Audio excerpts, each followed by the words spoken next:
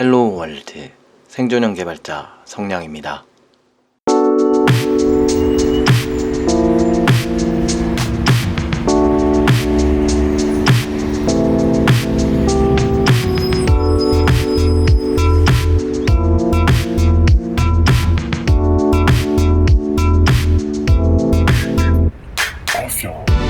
반갑습니다. 성량의 불친절한 코딩 이야기 17회 방송입니다. 이번 방송은 2021년 2월 첫째 주쯤에 올라갈 텐데요. 코로나 확진자 수가 막 300대로 내려간 직후에요. 사회적 거리두기는 설 연휴까지 계속 연장한다고 합니다. 서울은 따뜻했다가 눈이 왔다가 갑자기 엄청 추웠다가 하고 있어요. 코로나가 시끄러워서 설 연휴에 본가에 갈 수 있을지도 확정하기가 참 힘든 상황입니다. 재택근무가 별로 좋은 것만은 아닌 것 같아요. 일단 여러가지 미팅을 비롯해서 소통적인 부분에서 거리감이 있고요. 사무실에 같이 있으면 1, 2분이면 해결될 이야기가 몇 배 이상의 시간을 잡아먹고 있어서 생각했던 일정대로 일을 쳐내기가 굉장히 어려운 것 같아요. 저는 강의 경우도 일단 비대면으로 전환을 하고 외적인 요인도 있어서요. 강의도 지금 재택으로 진행을 하고 있는데요. 정말 어려워요. 뭔가 프로그래밍 강의면 처음에 환경 설정이라던가 아무것도 모르는 상태에서 같이 봐줘가면서 진행해야 하는 부분이 있는데 그런 게 제한적이다 보니까 가르치는 입장에서도 어렵고 배우는 입장에서도 스트레스 많으실 것 같다는 생각이 듭니다. 이제 이 정도면 사람들이 일상에 대한 소중함을 깨달았을 것 같으니 좀 잡혀줬으면 좋겠네요. 백신 얘기도 계속 나오고 있으니까요. 좀 더 기다려 봐야겠죠? 저는 아직 마스크가 80개 정도 남아있으니까요. 제가 최근에 정말 충격적인 뉴스 기사를 하나 봤는데요. 이건 이야기를 하고 가야겠어요. 코딩 관련 뉴스나 소식도 팟캐스트에서 다루면 좋을 것 같다는 의견을 주셔서 그 부분도 따로 고려를 하고 있긴 한데요. 그거랑은 별개로 이 이야기는 꼭 해야겠더라고요. KBS 뉴스에서 어떤 일 하십니까? 업종별 암 발병률 최초 분석이라는 기사가 있어요. 거기 보면요. 혈액암 발병률이 남성은요. 소프트웨어 개발업이 근로자 평균보다 29배 높다고 나왔고요. 혈액암 발병률이 여성분들은 소프트웨어 개발업에 종사하시는 분들이 근로자 평균의 86배, 86배나 더 발병률이 높다고 합니다. 그리고 혈액암과 폐암 발병률 양쪽이 다 높은 쪽은 소프트웨어 개발업에 종사하는 남성이라고 하네요. 저는 프로그래머 여성분과 결혼하는 게 꿈인데 어떡하죠? 정말 걱정되네요. 물론 만나는 사람이 있어야 그런 고민을 하는 게 합리적인 거긴 하지만 그러니까 이게 사람들이 진짜 모르는 거예요. 이게 얼마나 스트레스랑 사랑 건강에 위협이 될 만한 업계인지. 돈 버는 거 다 힘들지 이런 식으로 자꾸 뭉뚱그려서 묶어서 이야기하는 거지 정말 프로그래밍이랑 개발 일이 얼마나 어려운지는 해본 사람만 안다라는 거죠. 여러분 건강 조심하세요. 정말이에요. 자세도 좀 잘 잡으시고요.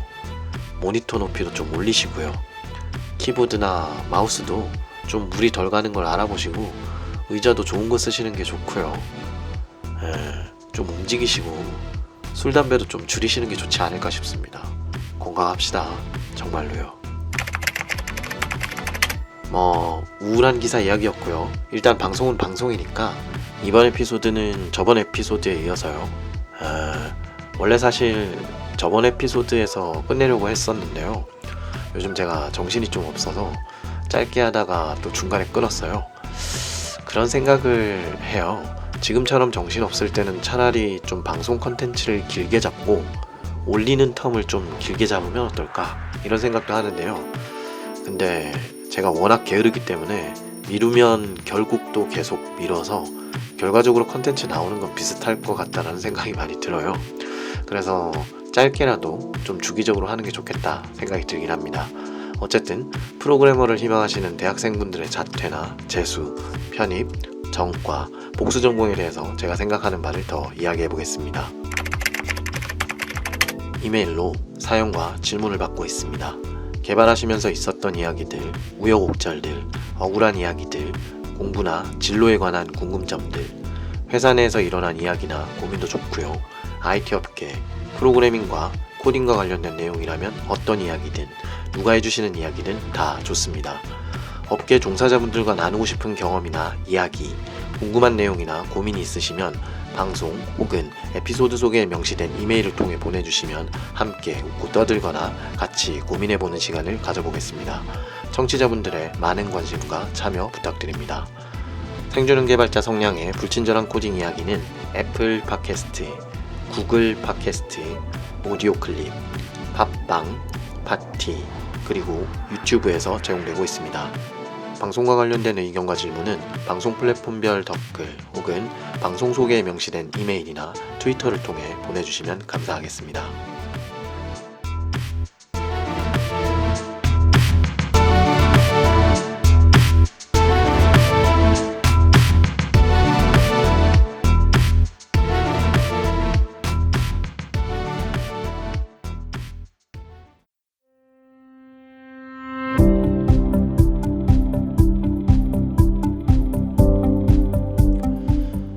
저번 에피소드에서는 프로그래머를 생각하시는 대학생의 편입, 전과에 대해서 이야기를 해보았었는데요. 이번에는 마지막 복수 전공 이야기를 하고 이번 토픽을 마무리하겠습니다. 지금까지 올렸던 에피소드들 중에 가장 짧은 에피소드가 될지도 모르겠네요. 우선 복수 전공 얘기를 할 때 빠지지 않고 언급되는 단어가 하나가 더 있어요.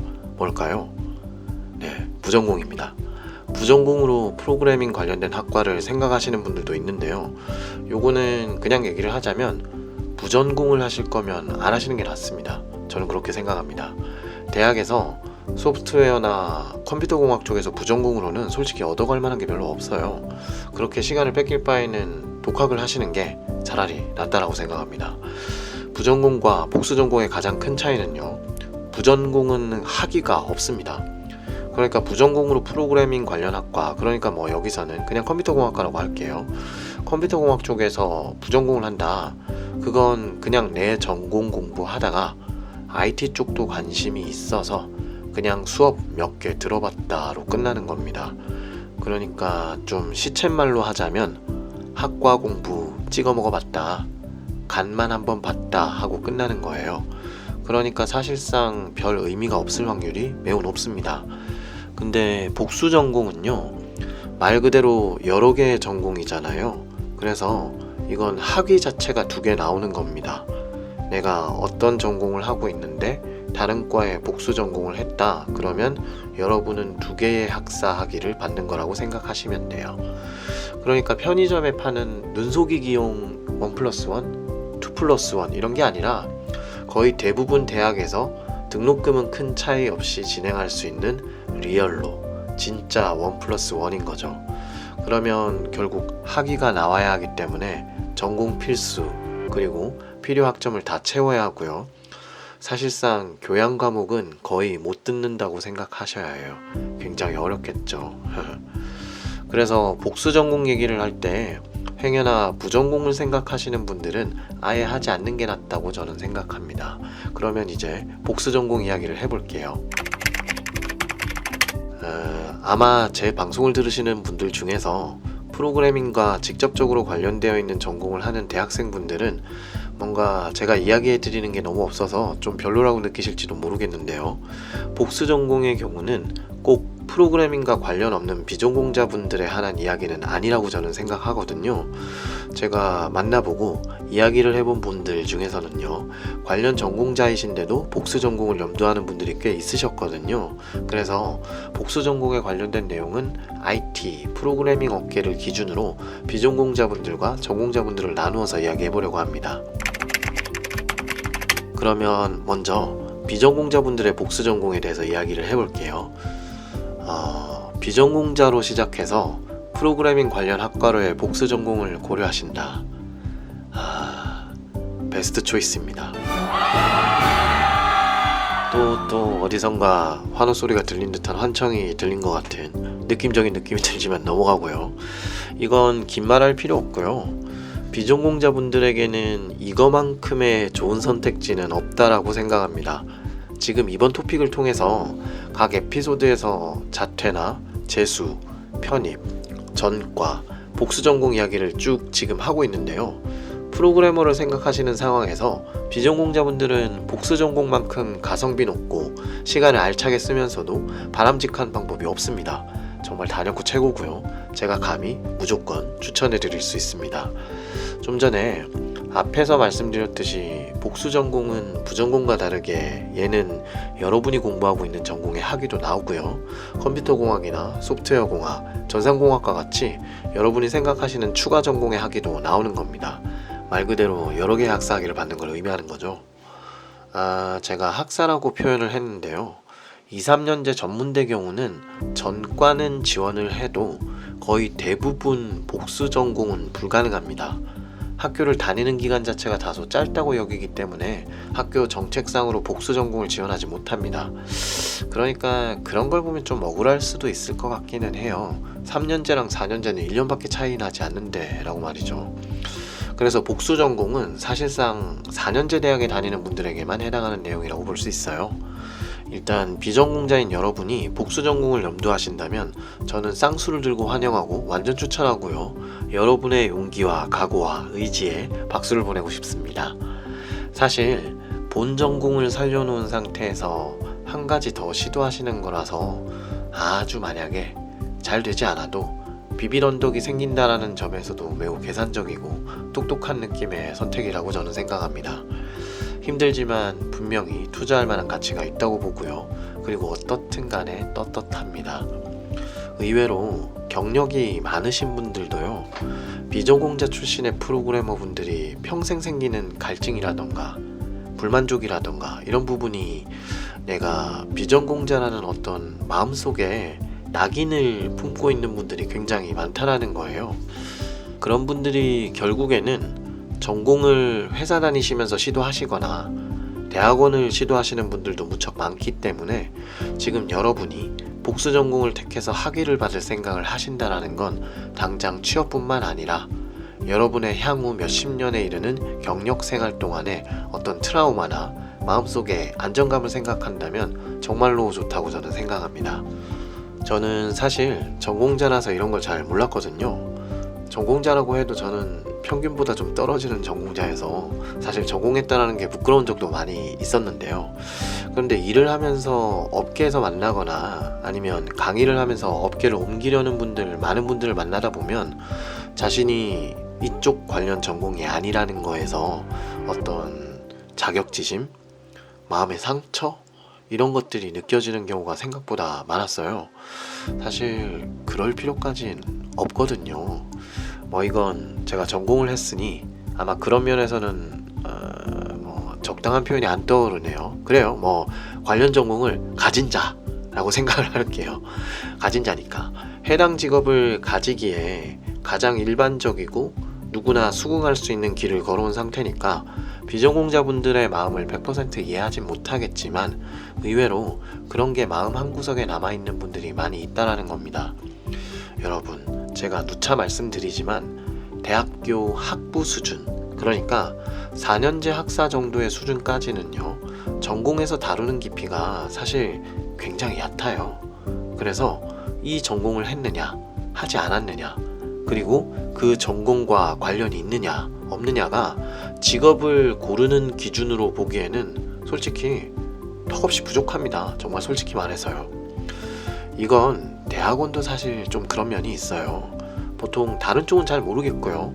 특히나 IT 관련된 여러 가지 전공에서 대학원에서 석사까지 마치신 분들 이야기를 하면요, 항상 많이들 이야기하시는 게 뭐냐면 무엇을 배웠냐? 대학원에서 무엇을 얻었느냐? 대학원에서 이런 이야기를 하면요, 보통 내가 얼마나 모르는 게 많은지 혹은 내가 무엇을 모르고 있는지에 대해서는 알게 되었다 라고 표현을 합니다. 그리고 그게 사실 굉장히 큰 걸 얻은 거라고 이야기할 수 있거든요. 내가 무엇을 모르는지 알게 되었으니 어떻게 해나가야 할지 어떤 길을 정할 수 있게 되는 거니까요. 그래서 그 상태에서는 내가 진정 알고 싶은 게 생겼다 하면 박사까지 가는 거고요. 그리고 이제 모르는 게 뭔지는 알았으니 찬찬히 할 생각을 하고 일단 사회로 나가보자 이렇게 생각하는 분도 많습니다. 하지만 그렇다고 해도요, 학사 수준의 전공 과목은요, 대학교가 끝나면 다른 곳에서는 듣거나 공부하기 매우 어렵습니다. 왜냐? 그걸 가르치는 사람들이 교수님 수준이 되어야 하기 때문이에요. 그리고 또 하나, 애초에 그런 전공 기반의 수업들은 인기가 많은 수업이 아니기 때문에, 즉 수요가 매우 적기 때문에 돈이 안 되는 거죠. 숫자가 적으니까. 대학교가 아닌 민간교육기관에서 접할 기회가 무척 적습니다. 그나마 프로그래밍 쪽은 비교적 최근에 인기가 치솟고 있기 때문에 좀 전공 과목 같은 것들이 인강이나 여러 강의에서도 등장하고 있지만, 그래도 그게 결국 대학교에서 들었다라는 거랑은 좀 느낌이 다르긴 하거든요. 그러니 제 생각에는 복수전공, 특히 비전공자분들의 복수전공은 정말 좋다라고 생각을 합니다. 그리고 교양 과목은 아예 들을 생각도 못하는 수준이고요.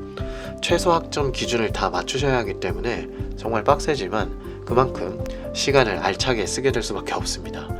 사람에게 누구나 주어지는 시간은 동일한데 그걸 여러분은 더 알차게 빡세게 쓸 수 있는 거니까 이건 정말 좋은 것 같아요. 자, 그러면 비전공자 상황에서 프로그래밍과 관련되어 있는 컴퓨터, 소프트웨어, 전산공학 쪽을 복수 전공하신다면 아마 어떤 과목을 반드시 혹은 우선 수강해야 할지, 아니면 어떤 과목을 굳이 수강하지 않아도 되는지 이걸 감잡기가 좀 어려우실 거라고 생각해요. 제가 그 부분을 집어서 이야기해 드릴게요. 일단 전공 이름은요, 제가 그냥 부르기 편하게 컴퓨터공학과로 일단 통칭하겠습니다. 일단 여러분이 프로그래머를 생각하신다면 하드웨어 쪽 분야는 고려하지 않을 것이다 라고 생각을 하고 이야기를 드릴게요. 그러니까 전기나 전자 혹은 반도체 이런 식으로 IT 쪽과도 밀접하게 연관되어 있지만 소프트웨어 엔지니어로 보았을 때 거리감이 꽤 있는 쪽은 아예 생각하지 않고 현 시대의 범용적인 일반적으로 넓은 영역에 퍼져 있는 프로그래머를 생각하신다고 가정하고 이야기를 해볼게요. 일단 기본적으로 프로그래밍 언어가 들어가 있는 거면 웬만하면 수강하세요. C가 됐건 파이썬이 됐건 자바가 됐건요. 그게 꼭 필수가 아니더라도 저는 들어보시는 게 좋다고 생각합니다. 일단 들어보시는 게 좋다라고 보고요. 그리고 운영체제 혹은 OS라는 게 있다면 들어보시면 좋습니다. 그리고 데이터 관련된 쪽도 들어보시면 좋아요. 데이터 개론 쪽도 좋고요. 아니면 SQL 자체가 들어가는 데이터베이스 쪽도 다 좋습니다. 빅데이터 쪽도 좋고요. 이쪽은 들어둘 만한 경우가 굉장히 많으니까요. 고려하시면 좋을 것 같아요. 네트워크 쪽은요, 프로그래밍이 전혀 가미되지 않고 네트워크 자체에 대한 어떤 개론 같은 쪽의 느낌의 수업은 저는 개인적으로는 좀 애매하다고 봐요. 왜냐면 IPv4, v6 이런 것들이라던가 라우팅이라던가 프로토콜, 무선 네트워크라던가 이런 것들이 사실 굉장히 중요한 기반 기술이긴 하거든요. 그런데 그런 쪽은 사실 순수 소프트웨어 쪽으로 생각을 한 경우라면 그다지 저희의 직업적인 면에서 볼 때 그렇게 필수적이라고 보기는 어렵다고 생각해요. 보통 이 분야에서 뭐가 나와서 적용되면 하드웨어 쪽부터 적용이 되고, 물론 거기에 맞는 프로그래밍이 들어가지만 그건 보통 본 전공을 그쪽으로 해서 대학원까지 가서 진입하는 분들이 많거든요. 그러니까 약간 도착하는 업계랄까? 이쪽이 좀 더 하드웨어 쪽에 가까워요. 그래서 제가 아까 하드웨어 쪽은 별로 고려하지 않는 상태라는 걸 가정했으니까요. 그렇다고 이게 수업을 듣지 말라는 건 아닌데요. 전공 필수에서 선택을 해야 한다면 제가 이건 들어야 한다, 듣는 게 좋다 라고 언급드린 과목과 선택을 할 수 있는 상황이라면 네트워크는 다소 후순위라는 겁니다. 이거 교수님들이 들으시면 되게 혼날 것 같은데. 그리고 대부분 이런 컴퓨터 공학 쪽에서 전공 과목에 많이 들어가는 수학 관련 과목들이 많거든요. 그런데 솔직한 얘기로 그다지 필요 없는 경우가 많아요. 그래서 전공 필수라서 반드시 들어야 하는, 그러니까 다른 과목을 선택해서 피할 수 있는 여지도 없는 상황이 아닌 이상 수학이 명칭이 들어간 건 그다지 필요 없다고 생각합니다. 예를 들어서 공업수학, 공수라고 하거든요. 공업수학은 하지 않아도 된다면 하지 마세요. 사실상 의미가 없습니다. 물론 미적분학이나 선형대수 이런 거는 그냥 들어야 하는 경우가 압도적으로 많고요. 통계 관련된 건 전공 필수에는 보통 없겠지만 그런 것들은 아마 어쩔 수 없이 들어야 하는 수학들이 있을 거라서 그런 건 별 수 없고요. 그렇게 어쩔 수 없이 들어야 하는 거, 그런 거 외에는 사실 수학이라는 단어가 들어간 건 별로 크게 의미 있는 게 별로 없어요. 제가 별로 없다고 했죠. 수학이 들어간 거 중에 반드시 들으셔야 되는 게 하나 있습니다. 이건 무조건 들으셔야 하는 건데요. 그거는 Discrete Mathematics라고 하는 건데요. 과목명이 한글로는 이산수학이라고도 하고요. 전산수학으로 과목명을 부르는 곳도 있어요. 이건 반드시 공부하셔야 합니다. 여기서 배우시는 내용이 코딩 테스트랑도 좀 관련이 있기 때문에 미리 해두시는 게 좋습니다. 잘 들어두셔야 돼요. 그리고 자료구조, 데이터 스트럭처, 이것도 무조건 하셔야 합니다. 알고리즘이라는 명칭이 있는 것도 해보시면 좋아요. 그 외에 보통 전공은 그렇게 상세하게 어떤 특정 플랫폼에 국한되는 기술까지 안 들어가는 경우가 많거든요. 모바일이나 웹이나 이런 식으로 들어가 있는 과목도 있다면 들어보면 나쁘지 않습니다. 객체지향 같은 과목들도 아직 많이 남아 있거든요. 그런 과목들도 들어보시는 거 좋습니다. 그래서 가능하면 우선순위를 두고 들어야 하는 것들 단어를 던져 드리자면요. 프로그래밍 언어 들어가는 건 당연하고요. OS 운영체제 관련된 거 좋고요. 데이터, 데이터베이스 이런 것도 들어두시면 좋습니다. 자료구조, 이산수학 혹은 전산수학 이건 무조건 들으셔야 하고요. 알고리즘 관련돼 있는 거 혹은 객체지향이나 프로그래밍 방법론 같은 거 들어가는 것도 좋습니다. 그리고 지금 제가 언급드린 과목들은요, 가능하면 학점도 관리 잘 하시는 게 좋아요. 이쪽 과목들이 직접적으로 연관이 되고 많이 필요로 해서 이 과목들은 학점 잘 받아두면 그거 자체로도 취업에 좀 도움이 됩니다. 디지털 논리 설계 혹은 컴퓨터 구조 이런 것도 괜찮아요. 나쁘지는 않습니다. 아마 있을 거예요. 그리고 공업수학 이건 완전 후순이고요. 그 외에 가벼운 수준이지만 인공지능이나 데이터 분석 이런 거랑 연관된 과목들도 가지고 있는 학교들이 가끔 있거든요. 그건 취향 따라서 마음이 가시면 들어보시는 것도 괜찮다라고 생각합니다. 일단 제가 추천하는 과목들은 꼭 챙겨서 들으시고요. 그 외에 제가 다소 애매하게 느끼거나 안 들어도 될 것 같다 라고 얘기하고 있는 과목들은요, 여러분의 마음이 가시는 쪽으로 결정하시면 될 것 같습니다. 사실 복수 전공하시면요, 아마 그렇게 여유가 없으실 거예요. 비전공자로 시작하셔서 컴퓨터공학 쪽에 복수 전공을 생각하시는 분들 열심히 하시고요. 응원합니다. 정말 잘 되실 거예요. 자, 그러면 이번에는 제 방송에서 처음으로 4년제 대학에서 프로그래밍 분야에 직접적으로 연관되어 있는 전공자분들에 대해서 이야기를 해볼게요. 왜냐면 복수 전공은 앞서 이야기 드렸듯이 일단 4년제 대학이 거의 전제되어 있는 상태고, 그 상황에서 전공자분들과 관련된 내용은 제가 한 번도 해본 적이 없으니까요.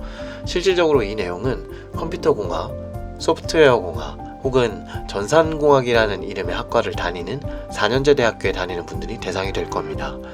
자, 일단 4년제 전공자 여러분들, 요즘 심기가 많이 불편하시죠?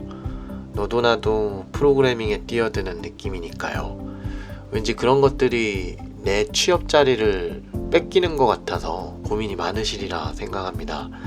앞서 이야기했지만 다른 학과에서 복수 전공이나 부전공으로 오시는 분들, 나쁘게 표현하자면 기웃거리는 분들이 점점 많아지고 있죠. 왜 여기에 오는 거지? 이렇게 생각할 수도 있습니다. 근데 저도 전공자고요.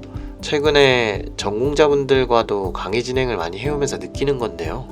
솔직히 여러분은 아주 급하지 않아요. 정말로. 제대로 학교 수업 잘 따라가고 주변 학우분들 준비하시는 만큼만 해도 움직이는데 문제가 없어요. 물론 이제 여기서 시간과 노력을 쏟으셔서 더 좋은 곳으로 갈 수 있느냐 마느냐 정도의 문제인 겁니다. 근데 이것도요, 사실 지금 최근 들어서 대기업들이 공채를 자꾸 없애고 있는 추세거든요. 공채를 안 하려고 해요. 그때그때 수시 채용으로 경력자 채용만 하려고 하는 그룹들이 점점 늘어나고 있거든요. 그래서 신입으로 대기업으로 들어가는 문이 점점 좁아지고 있고, 나중에 경력자로서 내가 실력을 증빙해서 들어가야 되는 케이스가 늘어나고 있기 때문에 사실 처음부터 좋은 회사에 가지 않더라도 결국은 어떻게든 노력해서 움직이셔야 됩니다. 그 시대가 그렇다라는 거죠. 어쨌든 제가 일단 이 이야기는 나중에 자세하게 할 거지만, 최근에 프로그래밍이나 코딩 교육 시장에서 언급되는 주요 토픽 중에 하나가 뭐냐, 이미 많이 들어보셨겠지만 유명 IT 기업의 비전공자 출신의 개발자분들에 대한 이야기가 아주 많이 나오고 있다는 겁니다. 그리고 그렇게 개발로 넘어온 분들의 강의나 책도 많이 나오고 있고요. 그런데 한번 잘 생각해봐요. 프로그래밍 관련 책이나 강의를요, 만약에 아주 유명한 기업에 다니는 사람이, 그리고 한국에서 최고 수준의 대학이나 아니면 외국에서 아주 유명한 공대에서 컴퓨터공학 박사를 딴 사람이 책이나 강의를 낸다고 해봐요. 인기가 있을까요? 비전공자 혹은 타업계 종사자한테? 절대 아닐 겁니다. 여러분, 책이나 강의에 마케팅 요소를 생각하셔야 해요. 전공자를 대상으로 내는 일반 책이나 강의가 돈이 될까요? 아니면 전공이 아닌 사람까지 포용할 수 있는 책이나 강의가 돈이 될까요? 여러분, 마케팅이에요. 이건 나중에 제가 자세히 한번 다뤄볼 거니까요. 아무튼 걱정하지 마세요. 지금 하던 거 열심히 하시고 더 준비하시면 됩니다. 물론 뭐 약간 그런 생각할 수도 있어요. 왜 우리 과만, 유독 다른 공대는 엄두도 못 내면서 왜 꼭 우리 과만 이렇게 복수전공, 부전공자가 이렇게 많은 거지? 나도 뭔가 딴 걸 준비해야 하지 않을까? 이렇게 생각할 수 있습니다. 맞는 얘기죠. 그래서 이렇게 컴퓨터공학과 같이 직접적으로 연관된 학과에 다니는 분들도 복수 전공을 염두하고 계신 분들이 은근히 많습니다. 근데 뭐랄까, 참 공대가 전공 과목 따라가기도 만만치가 않은데, 사실 이거 하면 좋아요 라고 딱 추천해 드릴 만한 복수 전공의 대상을 정하기가 상황상 어려운 경우가 많기는 해요. 그래도 제가 주변 경험이나 이야기를 해보면서 그나마 복수 전공을 해본다고 할 때 도움이 될 만한 쪽을 이야기해보면 어떨까 싶긴 해요. 컴퓨터 공학 쪽을 전공하는 분들은요, 솔직히 복수 전공을 생각하는 분들이라고 해서 이 본래 전공을 완전히 버리고 BIT, IT가 아닌 쪽으로 취업하려는 생각 자체는 하지 않는 분들이 대부분이에요. 그렇죠? 왜 그래요? 선수들끼리 다 아는 얘기잖아요. 프로그래밍 하실 거잖아요. 물론 지금 컴퓨터공학이 도저히 적성이 안 맞고 프로그래머로 진입할 생각도 없어서 이 전공을 버리려고 하는 분들은 논외로 칩시다. 죄송한 얘기지만 그런 분들은 애초에 제 방송의 대상 청취자분도 아니니까요. 저희는 일단 코딩을 하는 분, 프로그래밍을 하는 분, 혹은 하고 싶은 분, 할 분, 아니면 최소 관심이 있는 분이 타겟이 되니까요. 타겟을 명확히 해야죠. 아무리 제 방송이 청취층이 얇거나 인기가 없다고 하더라도요. 뭔가 현재 학과에 공학적 지식을 보유하고 있는 상태에서 시야를 좀 더 넓혀야겠다라던가 뭔가 융합해 볼 수 있는 걸 더 찾고 계시는 거잖아요. 그렇다면 사실 몇 개 없어요. 솔직히 얘기해서 여러분이 관심 있는 분야 어디건 다 좋아요. 복수 전공을 한다라면 말이죠. 심리학이나 철학 쪽도 좋고요. 상경 계열도 다 괜찮습니다. 경영, 경제 이런 거 아니면 비즈니스 관련된 거 다 괜찮아요. 외국어나 역사나 이런 것도 다 괜찮습니다. 이게 약간 와닿지 않으실 수도 있지만 제가 왜 이렇게 이야기를 하냐면요, 소프트웨어를 사용하지 않는 분야는 없기 때문입니다. 어느 분야든 다 사용해야 해요. 병원이건 학교건 금융권이건 제조업이건, 심지어 만화도 요즘은 한국은 웹툰이잖아요. 돈이 왔다 갔다 하는 곳은 다 사용하니까 사실 추가 전공은 여러분이 공부하고 싶은 걸로 그냥 선택해도 다 도움이 됩니다. 그런데 아주 계산적으로 생각해서요, 지금 내가 공부하고 있는 기술에 뭔가를 더해서 꽤나 쓸만한 수준의 뭔가를, 무기 같은 걸 더 갖추고 싶은 욕구가 있으시다면 저는 단언컨대 여러분은 통계학을 전공하시길 추천드립니다. 컴퓨터공학 수업에 통계학이라 학점 관리는 물 건너갈 것 같은데요. 오히려 무난히 졸업을 할 수 있을지를 더 걱정해야 될 것 같습니다. 2010년대 초반을 지나서 중반쯤부터 계속 핫하게 트렌드의 정점으로 언급되고 있는 데이터 분야가 말이죠. 이쪽은 사실 통계 쪽을 떼놓고 얘기할 수가 없어요. 보통 최근에 데이터 사이언티스트, 데이터 분석가 이런 쪽 일하는 분들 있잖아요. 이분들이, 업계에 계신 이분들이 태반이 석사까지 하신 분들이거든요. 물론 어떤 민간 교육 과정이나 그런 걸 통해서 진입한 분들도 있지만 데이터 분야 쪽은 대학원 출신이 굉장히 많아요. 그런데 희한한 게 이쪽 데이터를 다루는 분들은요, 학부에서는 데이터 관련된 학과가 전혀 아닌 경우가 또 대부분이에요. 물론 약간씩 과목으로 다루는 경우도 있기는 해요. 직접적으로 연관된 학과를 나온 분이 많지 않다라는 거예요. 뭔가 상경 계열이라던가 심지어 예체능 계열도 간간히 보이거든요. 그런데 이분들이 뭔가 논문이나 통계를 접하거나 관심을 가지고, 혹은 관심이 그다지 없는 상태여도 대학원을 가서 논문을 쓰거나 연구를 하다 보면 통계랑 데이터를 많이 사용해야 하거든요. 그러면서 대학의 시작은 이쪽이 아니었지만 데이터 쪽을 공부하면서 이리로 넘어오는 분들이 무척 많으세요. 그리고 그분들은 보통 최근에는 R을 아주 많이 활용하시죠. 당연히 여전히 사스나 SPSS를 쓰는 것도 많지만, 근데 이렇게 하신 분들이 통계학 이야기를 참 많이 하신다라는 겁니다. 왜냐하면 결국은 데이터는 통계니까요. 그래서 저는 만약에 전공자분들이 복수 전공을 생각하시는데 뭔가 내 관심사나 추가로 공부해보고 싶은 전공을 택하시는 게 아니라 아주 타이트하게 지금 감히 우리 과를 침범해오는 저 무례한 놈들을, 농담입니다. 죄송해요. 근데 실제로 전공하시는 분들이 그렇게 내 전공에 접근해오는 분들에 대한, 외부인에 대한 거부감이 많아요. 이건 당연한 겁니다. 내가 정말 좋아해서 선택한 이 전공이 누군가에게는, 남들에게는 필요에 따라 선택해볼 수도 있는 어떤 그런 가벼운 느낌으로 볼 수도 있기 때문에 어쩔 수 없어요. 전공자분들이 느끼는 일부 거부감은 저는 사실 당연하다라고 생각합니다. 사실 공대가 굉장히 여러 종류인데 이렇게 복수 전공이나 부전공을 많이 시도하는 과는 프로그래밍 관련 학과밖에 없거든요. 기계과나 건축과, 전작과, 혹은 어떤 물리, 화학, 역학 이런 것들 필요한 학과들, 이런 거 타전공이 꿈이나 꿀 수 있을 것 같습니까? 그래도 컴퓨터공학 쪽이 비전공자 출신이 많다고 워낙 이야기가 많으니까 시도해보는 분들이 많은 거예요. 왜냐면 이쪽 기술은요, 자기 자신의 진입장벽조차도 낮추는 역할을 하기 때문입니다. 즉 자동화나 간편화를 소프트웨어 개발 기술에도 적용시키기 때문이에요. 타 업계보다 진입 장벽을 스스로 낮추는 속도가 빠를 수밖에 없는 겁니다.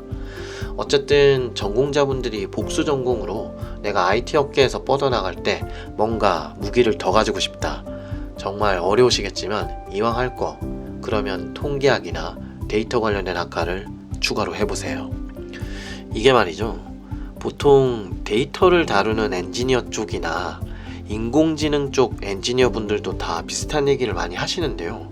서버 사이드, 그러니까 실제 프로그래밍이 들어가는 영역이나 서비스의 핵심을 다룰 수 있는 프로그래밍적인 기술의 이해도가 있는 사람들이 데이터를 하면 훨씬 더 잘한다라는 이야기를 많이 하세요. 물론 그 데이터의 원천 소스인 도메인 지식도 중요합니다. 어떤 특정 분야의 일을 한 경력이라던가, 아까 예체능도 얘기를 했었잖아요. 체육 쪽이나 그런 부분도 데이터가 굉장히 많이 필요하거든요. 그리고 뭐 어떤 특정 영역의 분야가 아니더라도 기획 쪽이라던가 마케팅 쪽이라던가, 사실 이런 거에서 출발해서 데이터로 오시는 분들도 엄청 많거든요. 그런데 결국 데이터도 큰 범주의 소프트웨어 영역에 포함되어 있기 때문에 컴퓨터 공학 쪽 전공자분들이 내가 IT에 진입하기 위해서 강력한 무기를 하나 더 바라신다. 그러면 데이터나 통계 쪽만큼 추가로 해보기에 좋은 전공이 없습니다. 그럼 그쪽을 전공하신다면 이제 인문계열이나 뭔가 감성적인 부분이랑은 학문이나 전공적으로는 일단 완전 빠이빠이 하는 거겠군요. 정말 머릿속에 영일과 데이터와 수학, 사실 그냥 수학도 또 아니에요. 사실 실용 수학에 가까운 것밖에 안 남는 거죠.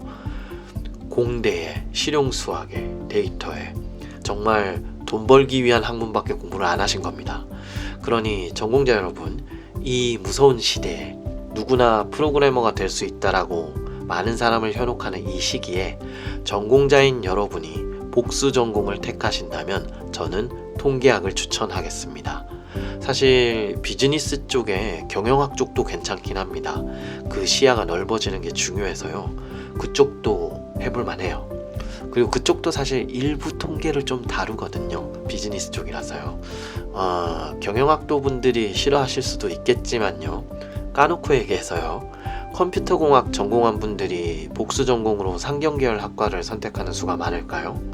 아니면 상경계열 학과분들이 프로그래밍 관련 공대학과로 복수 전공을 생각하는 경우가 많을까요? 불만 가지실 비율이 아닙니다. 아무튼 사실 전공자분들은 복수 전공 안 하셔도 됩니다. 여러분들 공부하시는 거 가볍지 않고요. 쓸데없지 않아요.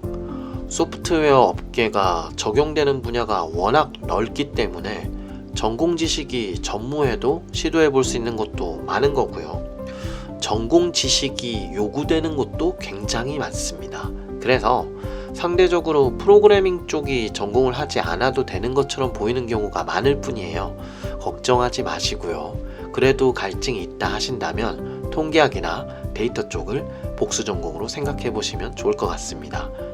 여러분은 관심 있는 분야가 있으시다면 저는 개인적으로는 대학원도 꼭 생각해 보셨으면 좋겠어요. 잘 생각하셔서 참고가 되셨으면 좋겠네요. 여기까지입니다. 내용을 또 준비를 하다 보니 약간 애매한 감이 있긴 하지만 한 회차 에피소드를 더 할애하길 잘했다는 느낌이 들긴 하네요. 오늘 내용을 보니까 이전 에피소드에 다 이야기 못했을 것 같아요. 제가 이래저래 말이 많다 보니까요. 사실 방송을 들어주시는 청취자분들 입장에서는 다소 재미없는 내용일 수도 있다고 생각합니다. 방송 관심 가져주시는 분들의 연령대나 상황이 워낙 다양하셔서요. 대학생을 토픽으로 하는 내용이나 프로그래머로 진입을 위한 분들의 이야기 위주로 먼저 계속 다루다 보면 방송 흥미가 떨어지실 거라 생각되기는 해요. 중복되는 내용도 좀 많을 거고요. 재사용성이 좀 필요해서 우선적으로 제가 써먹을 만한 내용을 먼저 다루고 있습니다. 양해 부탁드릴게요. 그래서 지금까지 프로그래머를 희망하는 대학생의 자퇴, 재수, 편입, 전과, 복수 전공에 대한 제 개인적인 생각에 대해서 이야기를 해보았고요. 좀 더 다양한 혹은 저와 다른 생각을 가지신 분들도 계실 테니까요.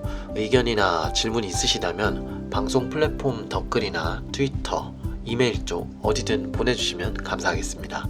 도움이 되셨거나 재밌게 들으셨다면 구독과 좋아요도 부탁드릴게요. 주변에도 추천해 주시고요.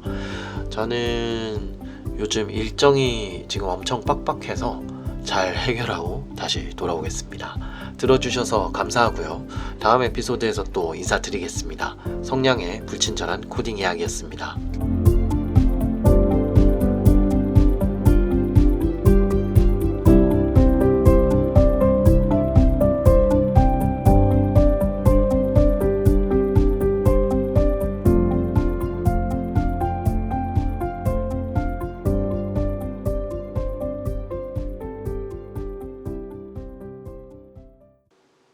while true, to be continue, 세미콜론은 매너입니다.